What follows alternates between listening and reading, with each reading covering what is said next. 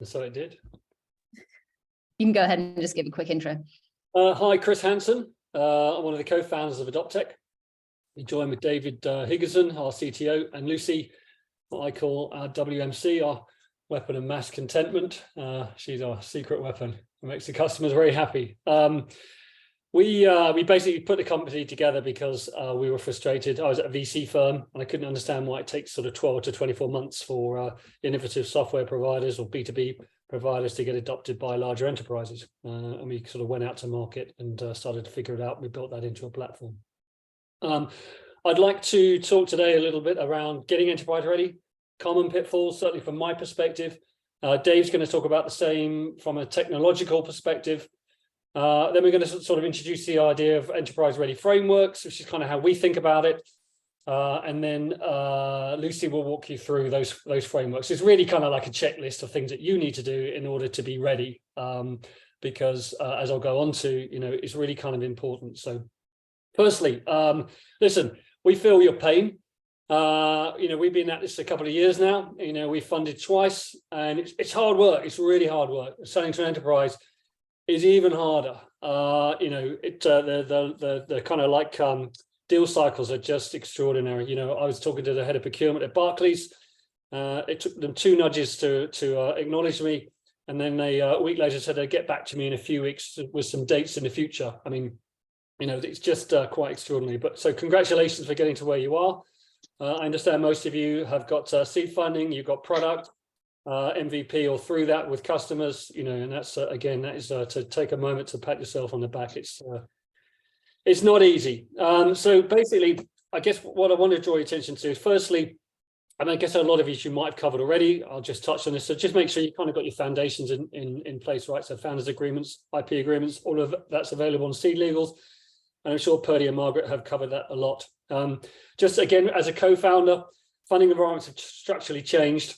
Money is coming in later and in larger amounts.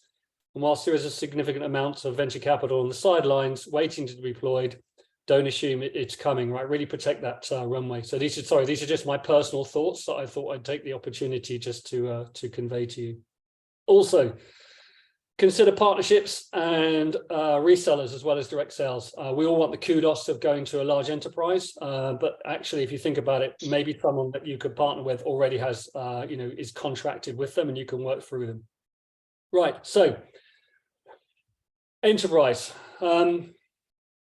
What's going on, right? I mean, what's going on from our perspective is that your customers are worried about you. They're worried about the risk that you represent, information security risk. So they carry all the responsibilities, accountability, the fines, if you're a breach, if you're a source of a breach for them. So they kind of want you to look like them, right? They're really used to interfacing with large companies, and you're not. You're not a large company. So and the other side of it is you're not really resourced to cope with this. And what tends to happen in our experience, so one of the pitfalls is that you will start in the wrong direction. What do I mean? You will start to interface with the customer and they will say, oh, okay, so let's go through standard risk assessments. Send me a various suite of policies. You'll Google it. You may use ChatGPT now, but you'll end up with a relatively generic boilerplate document that you have created reflexively, and you send it on. It's not at all connected to your business. What do I mean? The parameters, the policy parameters that you mentioned, you're going to have to evidence that you are operating within them, and which means you then move to spreadsheets, manual processes, and it all grows arms and legs. And we see companies now that 50 to 100 employees, they're running everything out of spreadsheets, everything in manual processes. Nothing is connected to anything else. And ultimately what that does, it chews huge amounts of time. There's one company that we talked to, they've got about 100 employees, they've got about 6 people just managing the information security process with their enterprises. So I guess in my sense is a lot of this you don't feel you have to prepare for, but if you're not prepared for it, and it's quite simple to prepare, you'll end up just losing huge amounts of time per week and chewing loads amounts of resource within your firm, just keeping these plates spinning with your enterprise customers. So that would be my top tip for you. So I'm going to hand over to Dave now, and Dave's going to talk a little bit around his observations and his thoughts from a direct technology perspective as our CTO. Thanks, Chris. So my name's Dave Higginson. I'm the CTO at Adoptech. I've been on both sides of the fence. So I've been at startups, but I also used to work for Goldman Sachs for a long time. And buying software within the bank was very difficult. And it's equally frustrating for people that are in the enterprise who are on the business side of the equation, because it's usually somebody that's stood in between you and your customer that's preventing you from onboarding. Lucy, I can see your desktop. Is that?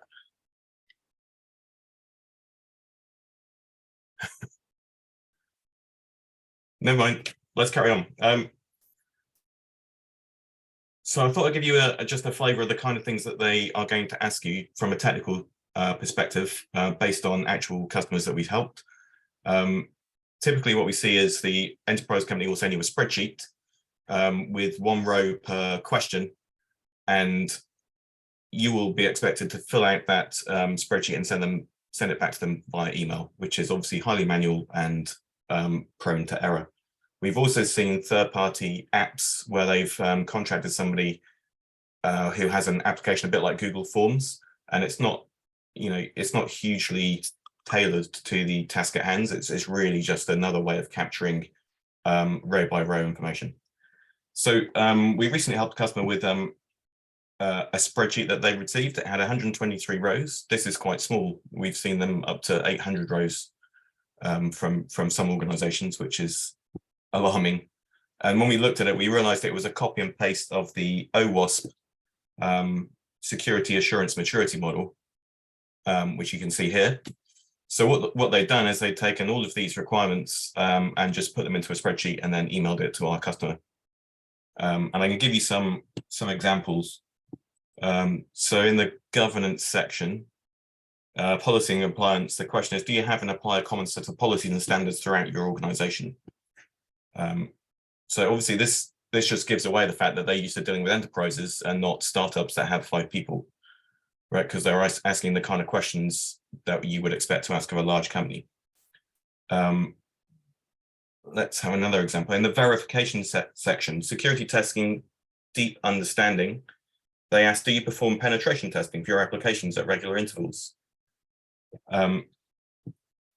Penetration testing uses application-specific security test cases to evaluate security. Stakeholders review the test results and handle them in accordance with the organization's risk management. Qualified personnel perform penetration testing.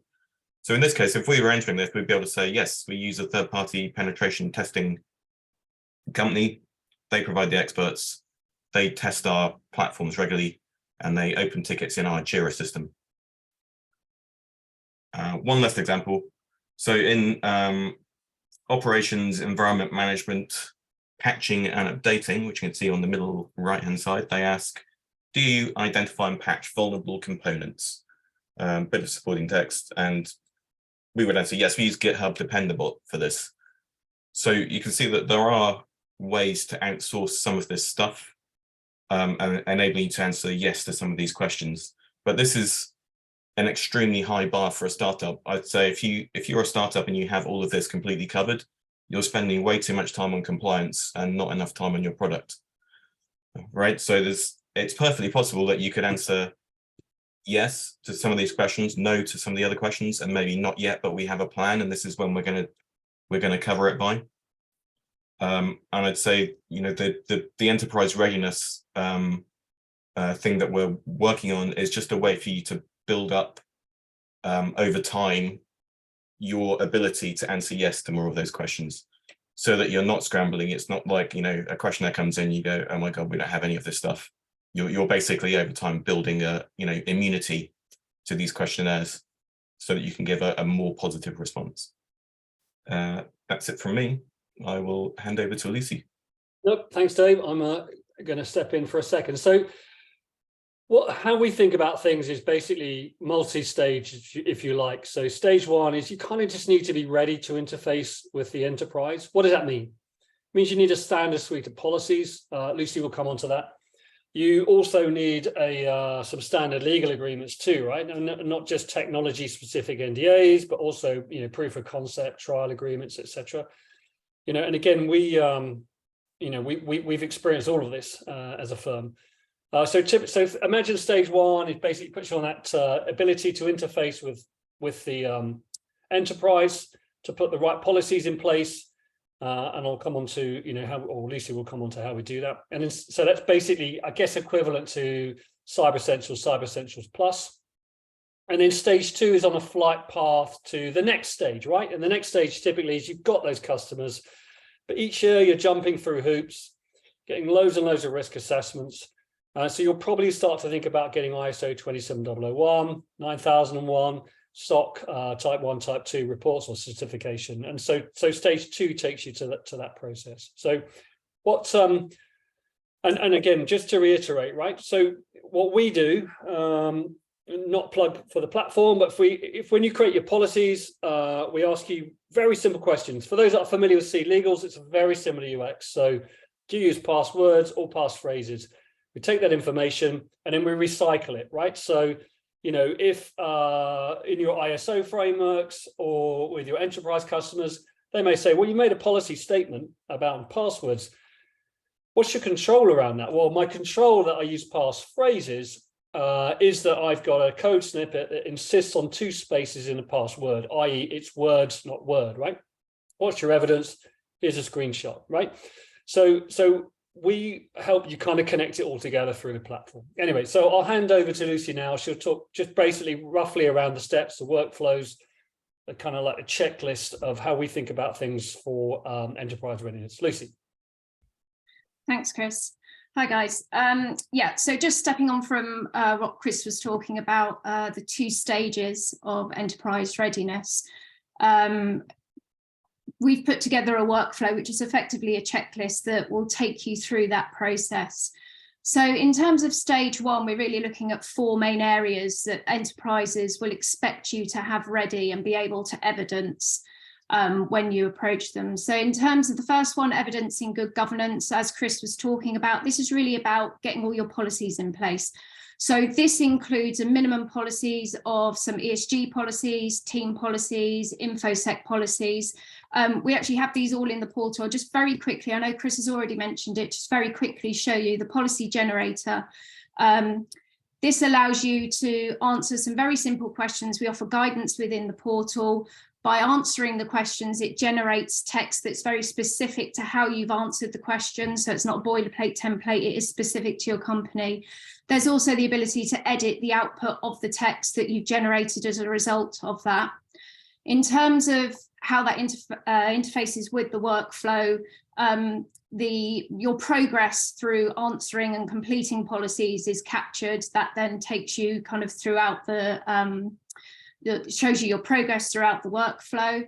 After evidencing good governance in terms of the policies, as Chris also mentioned, they're going to expect you, the enterprises are going to expect you to have certain legal agreements in place, but it's also ensuring that those legal agreements have got the relevant clauses in them. So one very simple clause that they'll expect you to have, for example, is that all of your employee agreements have confidentiality clauses within them.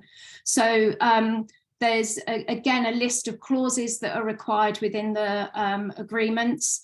In terms of managing risk, they'll expect you to have asset register in place, managing the controls. This is really touching upon what Dave talked about. These are all the technical controls, all interfaced within the portal in terms of the frameworks.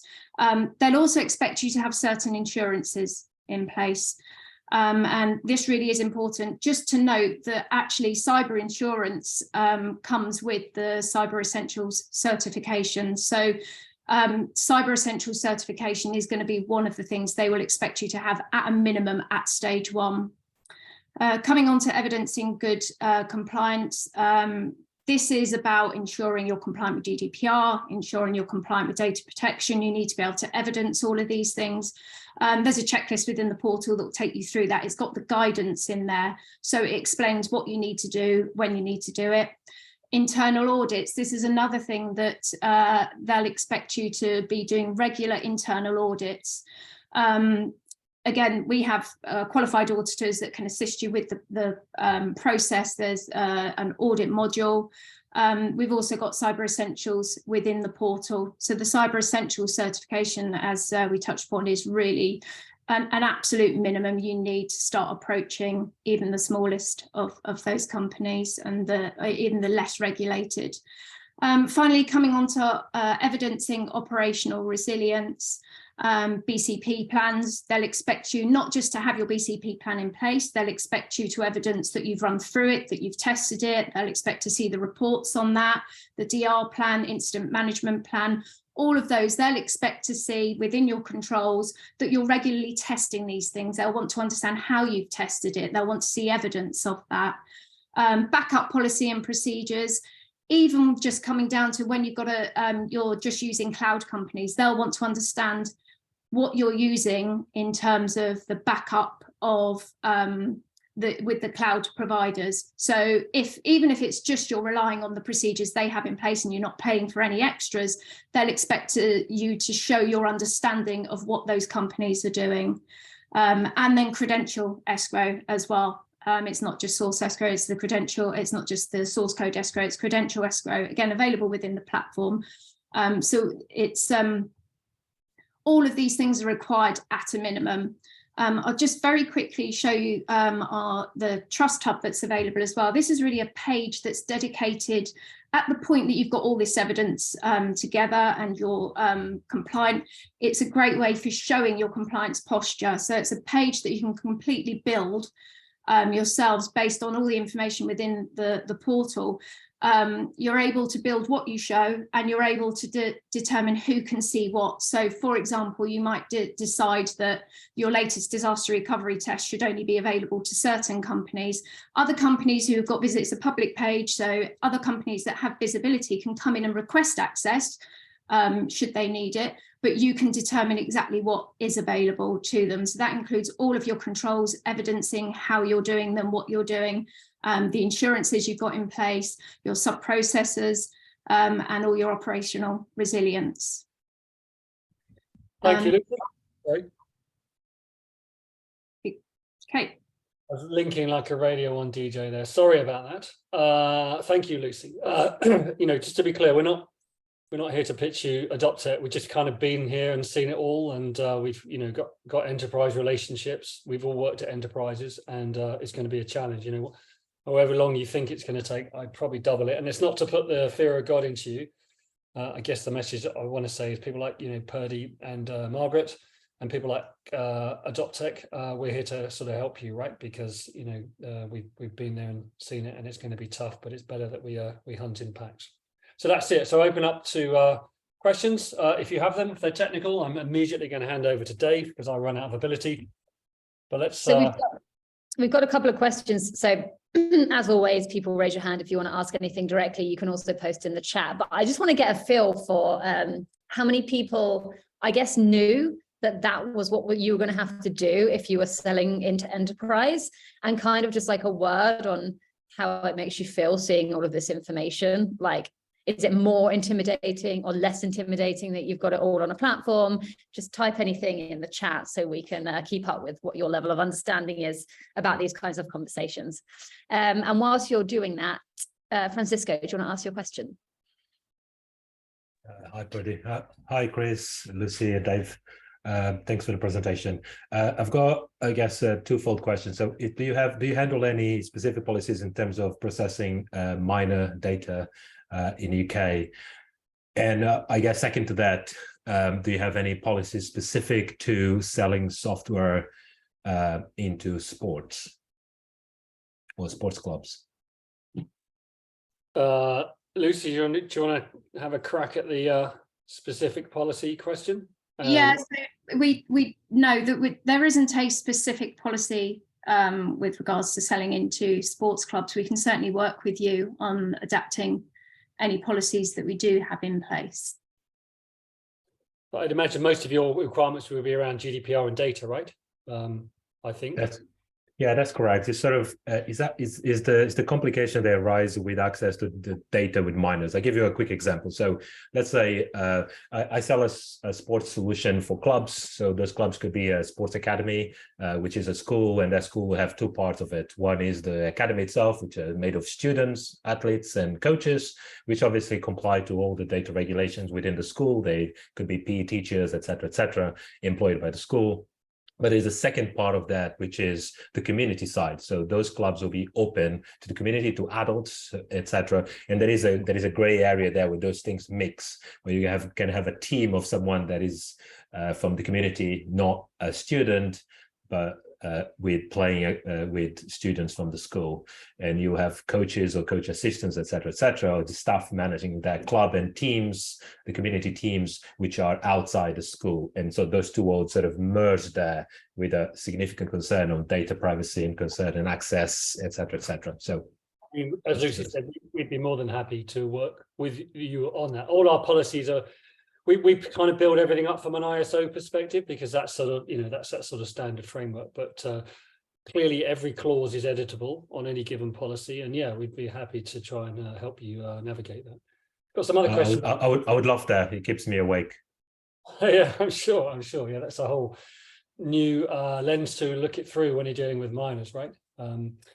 So I've got questions on. So, Chris, before we jump into any other questions, I know we chatted about potentially an offer for the founders, just because I can see that Joe from Bubble is asking about the SaaS fee and whether things are integrated with it or whether there's extra costs or anything.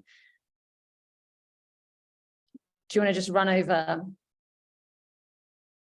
Yeah, so is the question regarding pen tests, or is that the question regarding? Yeah, I was asking, I mean, at the moment we've got a separate, so we've already been using a GDPR service similar to yours. And I'm just trying to remember the name of the company, but it's Keepable we've been using. So that's just focused on the GDPR piece.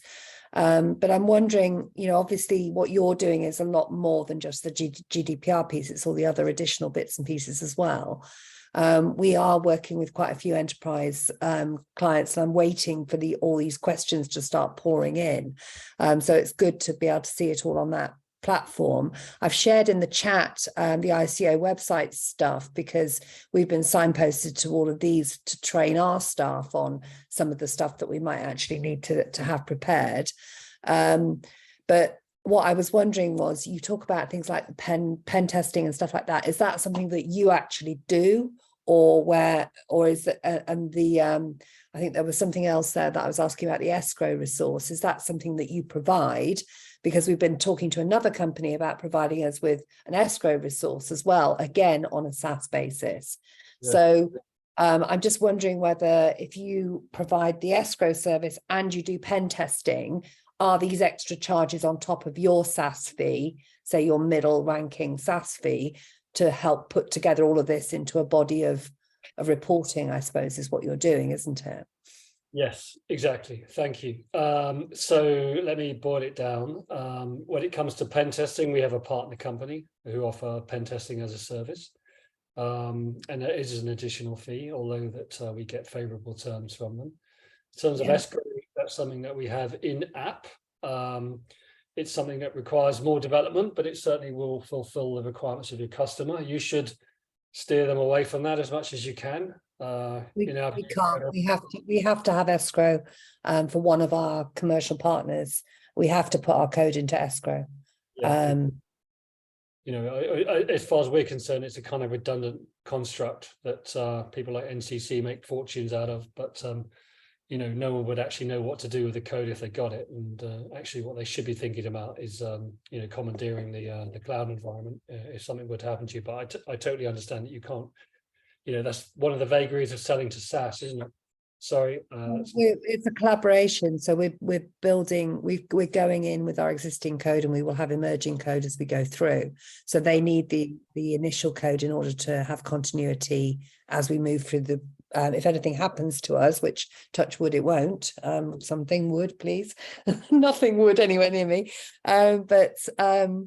We essentially need to make sure that we have that facility in place. And obviously you're offering, you know, I'm interested in what you're doing because you seem to be bringing everything into one place.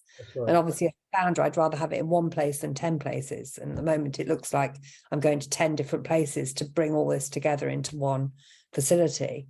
Yes, you're right in the sense of we approach this purely from an enterprise, you know, trying to get your time to contract down. And part of our offerings look and feel like other competitors, but you know, we try and bring it all together.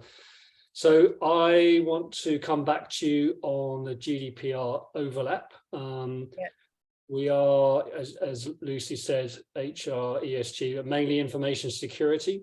And with that sort of low-level module, you get, you know, all the audit trails as well. So, you know, you can get management sign-off of a given policy. You can share it with your staff. You can ask them to attest that they've read it, and all of that sits within an audit. And you know, that's like, you know, £50 a month. I mean, really cheap as chips. I'm happy to offer a 10% discount to all of the people in Purdy's and Margaret's gang. But we'll come back to you on specific overlap with GDPR.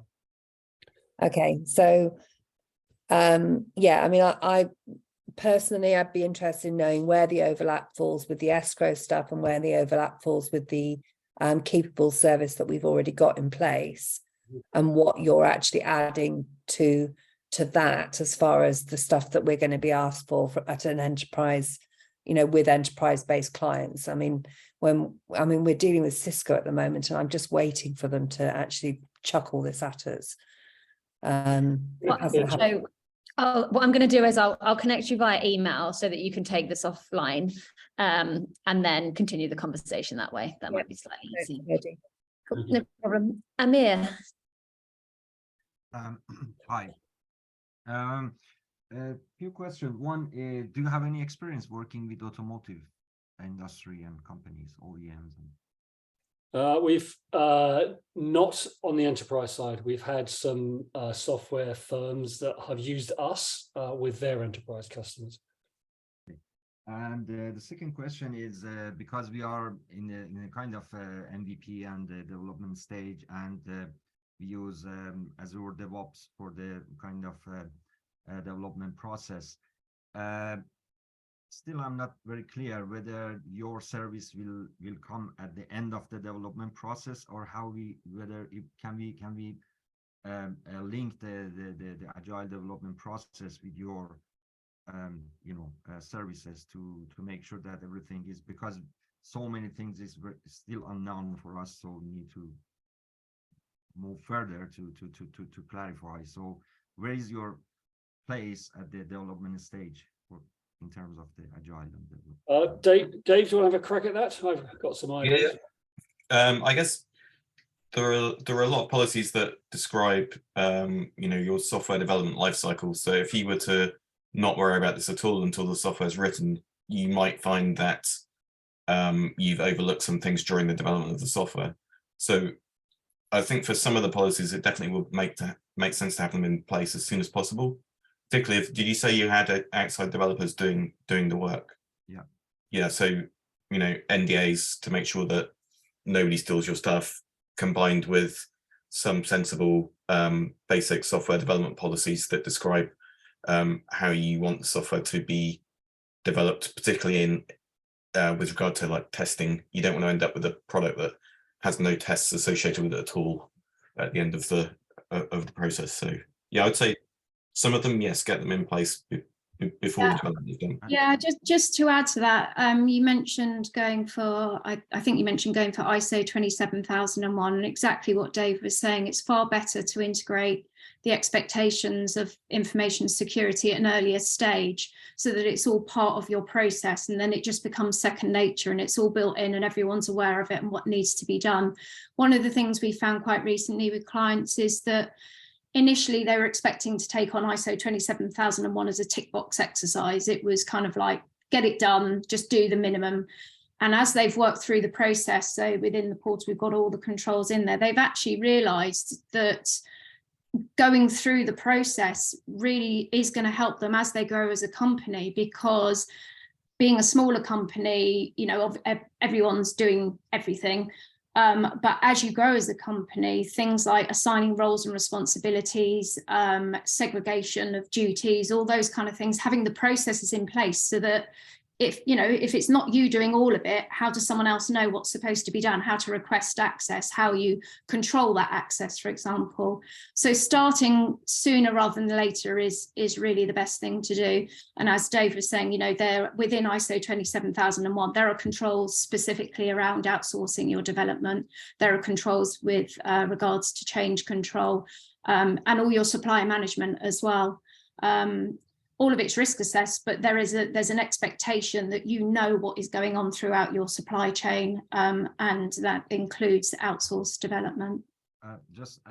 Is there any organic way to switch between the DevOps platform, for example, Azure DevOps and Agile development process, and your platform, or we should switch back and forth between these two, because there are so many tests that, for example, unit testing or functional testing, etc., is in place within the Azure platform. So how we can migrate these to your platform? So actually, I'll just quickly talk about that. We're implementing integrations with other platforms, which will allow the extraction of kind of that information from, for example, Azure DevOps into the platform as evidence. Dave, is there anything you just wanted to add on that in terms of the integrations? I'm not sure. No, not really. It's something that we're actively working on at the moment. So we'd be interested to hear which platforms you use and where you think you would get the most value, so that we can prioritize what we're working on. But yeah, we can integrate into the Adoptech platform.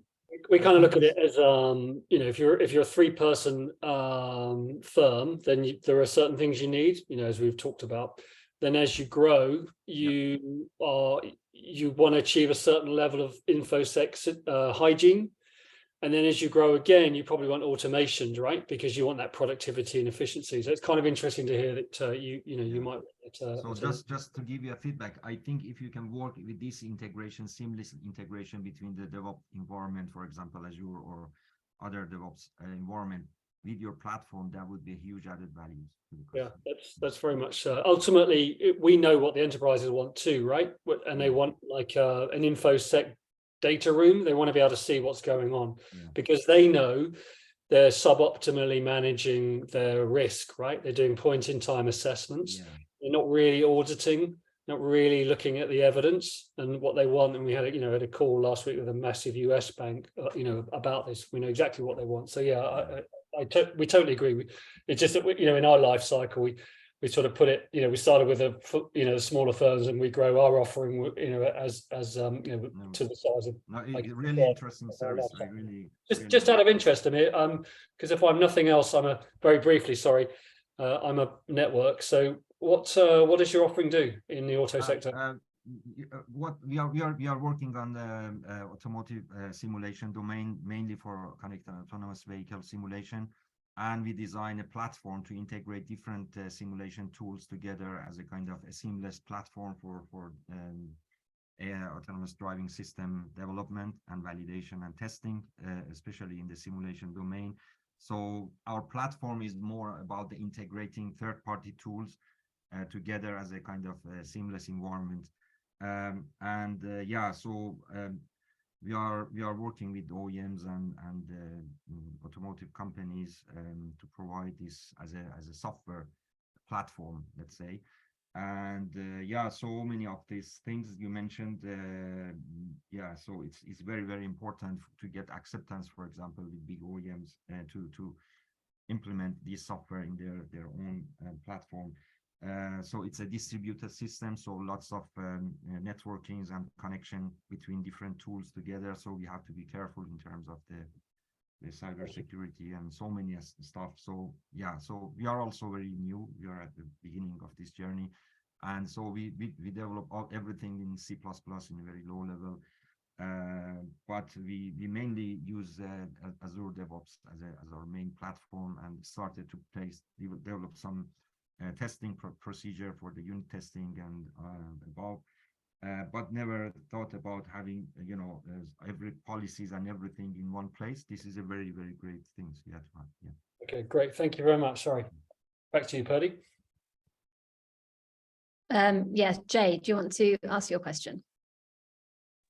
Hi, this is regarding GDPR. So if you have I'll talk about my model. It's a global SaaS platform. So it's B2C and B2B as well. So, and when especially in the early stages, you also mentioned trying to be too compliant, you will be focusing too much in terms of your resources, time and money as well. So in terms of GDPR, when do you recommend that we should really start spending money when it comes to going above the basics and taking the help of external agencies, or what percentage of revenue maximum you recommend? And let's say if you're a global platform, there are chances you may not be compliant somewhere in Europe or US or somewhere. And if we talk about around 4% of the fine as revenue, so if you want to balance the risk and the growth, how long you have, how much time you have to turn around the things? Let's say if you're not GDPR compliant, you made a mistake in January this year. So how much time you have to get it compliant and remove this 4% fine for the future revenue?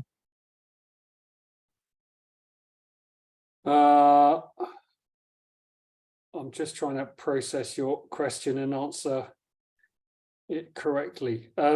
So you're asking me, how quickly can you get GDPR compliant? Is that what you're asking? Yes. Yeah. Okay. Lucy, any insight into that? No, not really sure how to answer that one. Because the GDPR for us sort of sits, whilst it overlaps with InfoSec, etc., it's a slightly separate process to what we do. So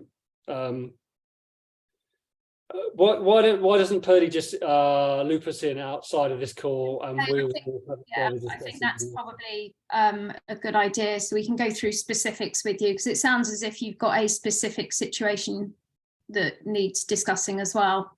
So yeah, I think maybe let's take this one offline and we can go through that with you. Yeah, I can make an sure. intro. I can just have it in another way, that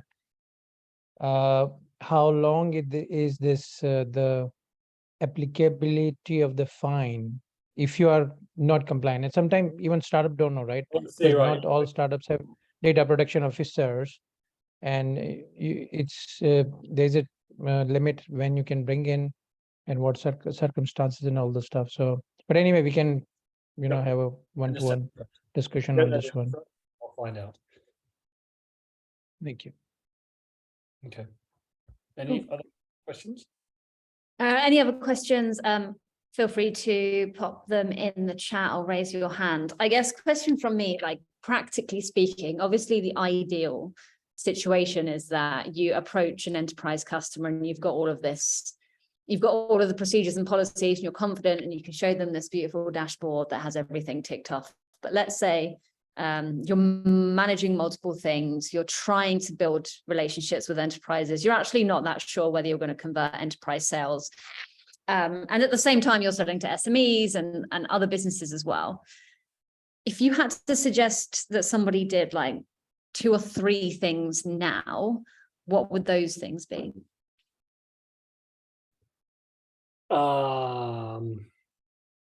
Honestly, do nothing unless you have to. But when you do, make sure you take, I'm sure Dave might be shaking his head, or Lucy looking at her shoes, but the point is not, is to be aware of what you need to do, right? And have to go somewhere where you can understand what needs to happen as you engage. But the point is, in my experience, is don't take that wrong first step, right? If someone asks you for a policy or someone asks you for a legal agreement, right, then give us a nudge. So there are things like health and safety and everything else, but until you get asked for it, it's that is the point where you make a mistake. So I'm, you know, each enterprise is different, their requirements are different, how they interact with you, what they require, you know, their documents, their legal agreements, policies, etc. I think they're all, you know, whilst there's an overlap of common themes, you know, I can't tell you what that 1 or 2 gems are. What I can tell you is that you will create a massive problem for yourself 2 years down the line with spreadsheets and manual processes and lots of time getting chewed if you take that first step in the wrong direction. So I don't think it really answers your question, Purdy, sorry.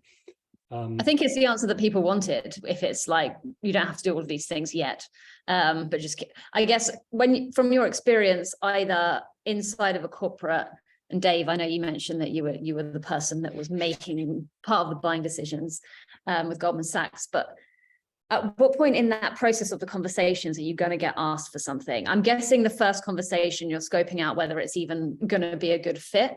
And then as you get through the process, you're going to start asking for more and more information. But from your experience, at what point in the process are you going to start getting asked? I guess it's when people are a bit more serious about buying from you.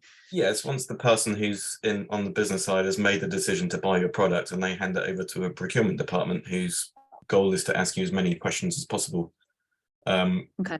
And those, you often find that those 2 functions are, I mean, not only will they not be in the same business unit, the reporting line where they join is like the CEO of the company, right? So it's that's the organizational challenge that you have to deal with. So you'll find that possibly the people in those procurement roles don't have all of the context of the business person, and they may not fully understand what you're trying to achieve.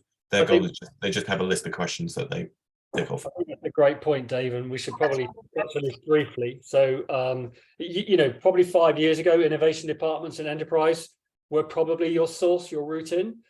But now I think because they're innovating to some extent in a vacuum, they've become sort of part of procurement. So because the businesses were complaining that, well, actually, there's not a lot of innovation going at my business, right? So as Dave says, got to find that business sponsor, right? And then they will get their innovation department to surface the industry for the right offerings, and then you drop into procurement. And, you know, to Purdy's point, that's where they will start asking you questions. Now, initially, they'll do a sort of a remedial assessment on you, which will be around your HR policies, as you said, ESG policy statements, simple infosec. It's really critical, again, that you don't answer the wrong questions, right? People feel they need to answer every question. You don't, right? It's really important you say no or not applicable where it isn't applicable. Again, we can help you, right?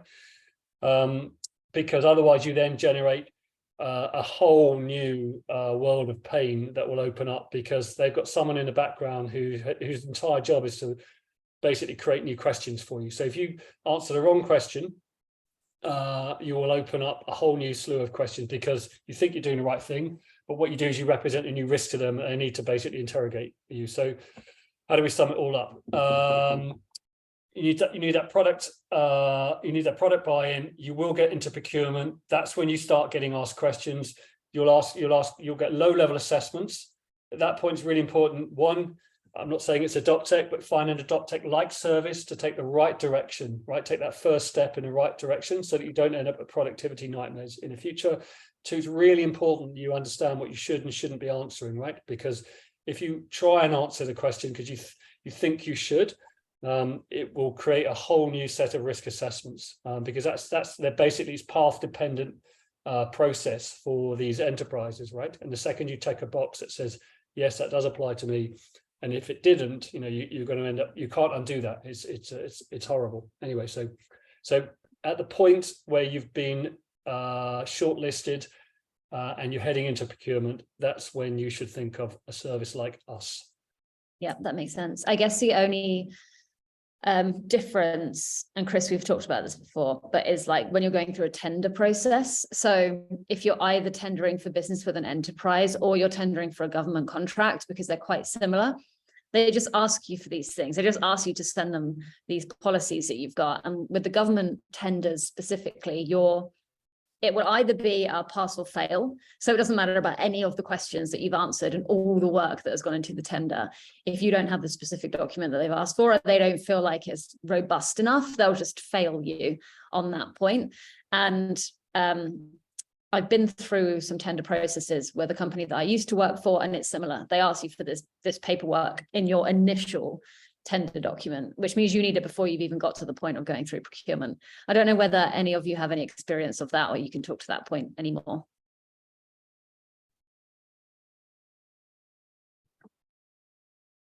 Purdy, as an aside, it would be great to get a government tender framework from you, right? That we can maybe we could collaborate on, as opposed to just a straight enterprise ready one. I think that would make sense. Yeah. Francisco. Sorry to jump in. So just to be clear, I don't sell software to enterprise, and so I'm not going to ever go into a tender. And I wonder how much you could help a company, a startup like Team Sports with, in particular, the data protection, because we know really. I'll give an example. Clubs will take a chance and they will still sign up to Team Sports, although we might not tick all the boxes. Okay, so. But that shouldn't be the case in the first. And also the flip side is that keeps me awake because that shouldn't be the case, but also keeps me awake because I don't know how many clubs are not ticking the boxes or signing up because they didn't see the sort of clear trail and paperwork around data protection, etc. Is that something that Adoptech could help Team Sports as a startup? I think let's take that. So you're kind of B2B2C, right? You're selling to clubs who then. That's correct. Yeah. So almost like, I'm not saying you are the same offering, but same kind of risk as like a pitch hero, right? That kind of thing, right? That's correct. Yeah, exactly the same sort of risk. Yes, that is an additional risk because we have got an AI model that capture other data points, but yeah, it's sort of the pitch hero will be a good example. Yeah, again, if you don't mind, we'll just take that offline and we'll work it through. Perfect. Thank you. Cool. I don't know whether, if there's no other questions from the founders, whether you could spend 10 minutes giving any other tips for selling to enterprise. So outside of the actual policies that you might need, Chris, you mentioned having an internal advocate within the enterprise, for example, and that person championing you internally. But do you have any other tips about how you find that person, what you're, how you approach them, what you say, how you then get them to find another champion in case they leave, how long the sales cycles generally are, any of that kind of stuff? I mean, yeah, I spend more, yes. So I don't, you never know if what you're telling people is what they already know, but I'll give it a go, right? So, it's kind of sales 101, right? It's better to go and pick people's brains and flatter them than it is to try and sell to them, right? So if you find that person, tell them that they're an intelligent resource and you'd like to pick them brains about your offering, right? Because a penny will drop in the conversation. But if you talk to them about pitching, they won't be at all interested, or at least you're going to find it harder to get a hold of them. I also think that you can't spend enough time just trying to, you need more than one person. If your life cycle, we want to bring the life cycle down to sort of 3 to 6 months time to contract. Typically it's 12 to 24 months. And in that time, everything can change, right? I mean, your sponsor could have left. So try and diversify a bit if you can. Don't just focus on that one person, right? I see too many, again, it's kind of going to be tough. I don't know if you guys, obviously we've historically been, like Dave, I was in capital markets. So financial services is my space, but there's a fundamental disconnect between an enterprise that says they want to innovate and you guys who want to help them innovate, right? I mean, it's quite a challenge. So for me, it's like diversify within the business. You need that sponsor, get to know the process, right? So, for example, like I said, I was drawing directly from a very large US bank that we talked to regarding their procurement process. So really understanding, what is that first step? What is that second step? What is that third step? And then also look for adjacencies as well. So, if there's a ventures group, try try and get in with those guys as well, because again, that they may require sponsorship, whether you're giving them warrants or you're giving them equity, doesn't really matter. Ultimately, it's, ultimately there's going to be a committee at some point that makes a decision about you, whether that's a compliance or a risk committee. You just want to try and diversify. So as we said, yeah, get business sponsor, understand the process, and try and diversify, because it just it's mind numbing, right? Trying to sell. Sorry, I don't mean to put the fear of God into you, but it's the more that you don't stop don't stop trying to find the next person, and once you get that, really what you're looking for is that initial MVP that you can start to propagate from, right? Because once you have that one, assuming it's not just a friend that granted you a favor, you can really start to multiply from that one. So that again, so try and find a few key customers that you're solving a problem, flatter them, don't pitch to them, talk to them about basically picking their brains, which the penny will drop, and then make sure you know the firm and you diversify and you understand their process. I'm sorry if this is all teaching your grandmother to suck eggs. We actually, I went to a separate event last week and this conversation came up because we had BT there, who do have an innovation department, but they were talking about push-pull, and are they going out to market looking for a specific startup and kind of what the motivations are to help them innovate, or are you pushing your service onto them because you think you can help them innovate? And there is a difference in terms of how you approach them based on whether they're trying to pull you in or whether you're trying to push your services on to them, and knowing what their motivations are make it a lot easier to have that conversation. Because BT, for example, were looking for companies, they don't want to back telecoms companies, they want to back like a SaaS infrastructure platform that helps them with their HR admin, because it makes their company more successful, and they will invest in those businesses, and then they also want to do business with them, so they'll buy them out or something like that. So I know you just said this, Chris, but just highlighting the point that the more you understand about them and the way they work and what the motivations are for them, the easier it is for you to then sell into them. And I don't know if you've got any thoughts on the paid pilots, but we have a lot of founders that get stuck because they'll offer pilots to enterprises for free. And it's really difficult to offer a free service which you consider valuable and then try and sell it at an enterprise price point after you've provided it for free. And the amount of questions that you might get, or changes that the company wants you to make, and you're going to be prepared to jump through so many hoops because you want this like big shiny poster boy on your deck. Just be really careful about how you approach pilots. The advice that we generally hear from other people is, don't do them for free. Even if you do them at a nominal value, make the enterprise pay something for it, and then have a really clear set of KPIs. So you say, if we achieve all of these things over the pilot period, you will then convert to a full customer, because that trips people up a lot. Chris, Dave, I don't know if you've got any experience of that. I think so. I mean, we went through a pilot, but I think it's a question of how much you give them, right? If it's a low level, easy MVP for them to test with, and then you get their buy-in that you're going to get a contract, I think that's okay. But I agree with you. I mean, you can waste so much time. We wasted about 18 months with one enterprise, and eventually politically the department got rolled into another department, and we got kind of shot, right? So I think it all depends on how much hard work, how easy it is to do that MVP pilot, right? And what's on offer afterwards. But yes, I think you're right. You've got to make sure that you have the, like, we don't give away any of our products for free because we want people to understand there's a value attached to the thing that we're giving them, right? There's something else that kind of popped in my head as well, but I've forgotten, sorry. I think it's also like the value of money is different for you guys compared to an enterprise company. You'd be surprised. I don't underbid yourselves, is what I'd say. You'd be surprised how much money they might be willing to spend on something that is only a pilot. Yeah, and the other thing as well, sorry. Sorry, Dave, go ahead. Just don't make it too cheap. Yeah, and stick to your knitting, right? Just because someone says, oh, well, we think we can take your app and do it this way, and it isn't what you do, don't sell out and change and pivot on the base of one enterprise. Because again, you know, if you've gone to market and you know your product and you know your customers, and your only problem is you just need to sell more of what you have to people that want it, that's the right position, right? But changing and pivoting just on basically one enterprise, that's hugely time consuming. It will burn resources, and with no guarantee of success or dollars afterwards, it's a complete waste of time, in my opinion. Totally agree. Thank you. That's been really useful.